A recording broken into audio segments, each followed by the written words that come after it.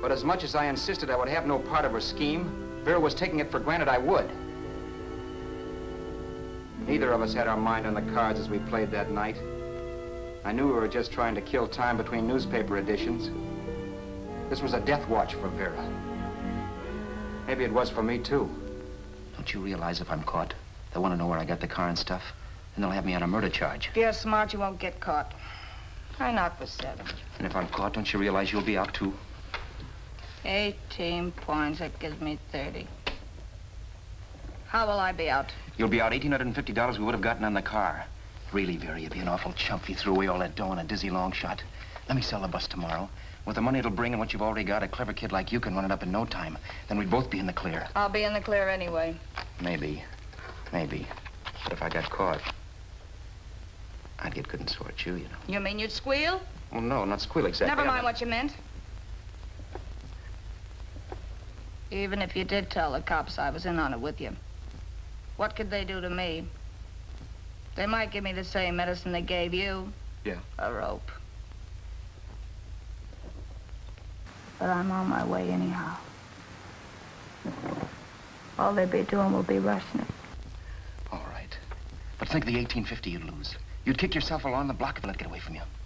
I'll take the chance. Want another drink? You're being a goon. That's the way people wind up behind the 8 ball. Once they get a few dollars, they become greedy and want more. My. Caesar. Who? You know that Roman general? He got his for being greedy.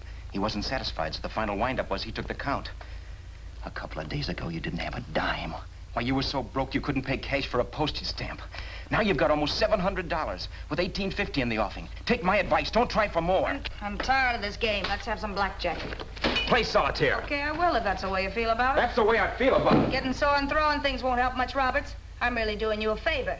I help you out of a jam by keeping my mouth shut. I show you how to make some soft money. And what thanks do I get? Thanks. Sure. Or would you rather call the cops and told him you killed a man and stole his money? I didn't kill anybody. Yes, you did. No, I didn't. You know I didn't. All right, then. Suppose I call the cops. If you're innocent, what do you got to be scared of? Okay. Call him, you mutt. Go ahead and call him, see if I care. At least they'll give me a square deal. You want me to call them? You heard me. But I'm warning you. If I'm pinched, I'll swear you were in on it. I'll say that you helped me. If I fry, I'll get even with you. You wouldn't dare. You didn't. Yeah? Then try it and see. Call him. Yeah. Okay, I will.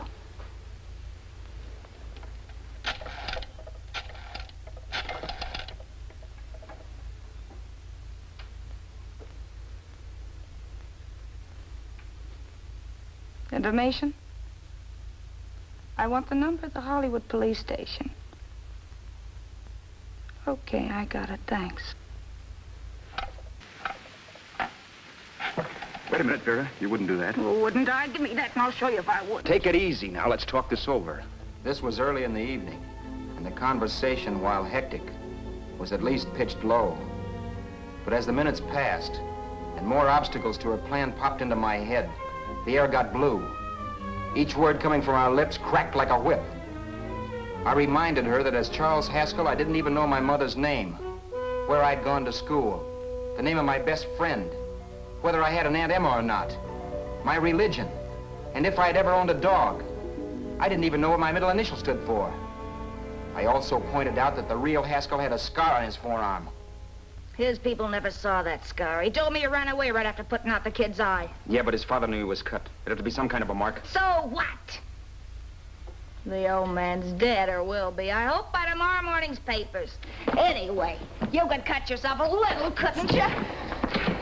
Boy, for that kind of dough, I'd let you cut my leg off. You're drunk and you're crazy mad, Vera. Turn me in if you want to, but I won't get mixed up in this. Besides, how do we know? Haskell was such a phony. Maybe he wasn't the man's son at all. Maybe he just dreamed it up. Well, dreaming or not, you won't be dreaming when the law taps you on the shoulder. There's a cute little gas chamber waiting for you, Roberts. And I hear extradition to Arizona's a cinch. Where's that phone? Vera! Leave me alone. Vera! Here. I want a phone. Call police. I hate you, yellow stinker. You leave me alone. I'll let you alone when you promise to leave the phone where it is. You're drunk. You don't know what you're doing. You're hurting me. Will you promise? All right.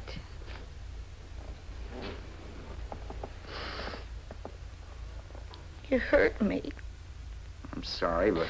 And it's hot in here. Open up a window. It's not hot. Don't tell me. Now, do you do it or do I do it? You're no gentleman, see? Yeah. All right. I'll open up the window. Vera!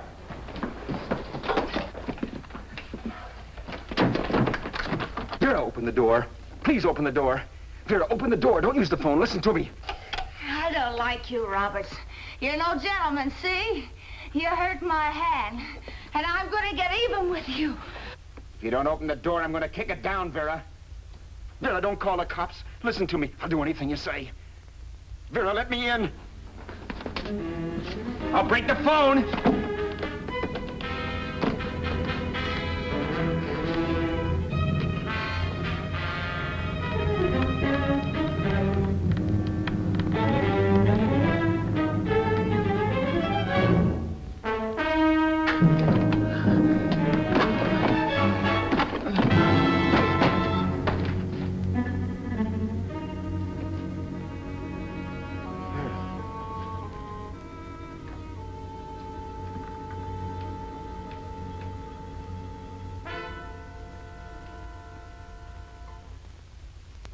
The world is full of skeptics. I know.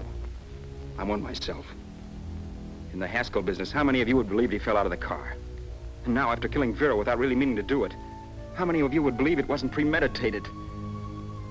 In a jury room, every last man of you would go down shouting that she had me over a barrel and my only out was force. The room was still. So quiet that for a while I wondered if I had suddenly gone deaf. It was pure fear, of course. And I was hysterical, but without making a sound. Vera was dead, and I was her murderer. Murderer? What an awful word that is. But I'd become one. I'd better not get caught. What evidence there was around the place had to be destroyed. And from the looks of things, there was plenty. Looking around the room at things we'd bought was like looking into the faces of 100 people who'd seen us together and who remembered me. This was the kind of testimony I couldn't rub out. No. I could burn clothes and hide bottles for the next 5 years. There'd always be witnesses. The landlady, for one. She could identify me. The car dealer, the waitress in the drive-in, the girl in the dress shop, and that guy in the liquor store. They could all identify me. I was cooked. Done for. I had to get out of there. While once I'd remained beside a dead body, planning carefully how to avoid being accused of killing him, this time I couldn't. This time I was guilty. I knew it. Felt it. I was like a guy suffering from shock. Things were whirling around in my head. I couldn't make myself think right. All I could think of was the guy with the saxophone and what he was playing. It wasn't a love song anymore. It was a dirge.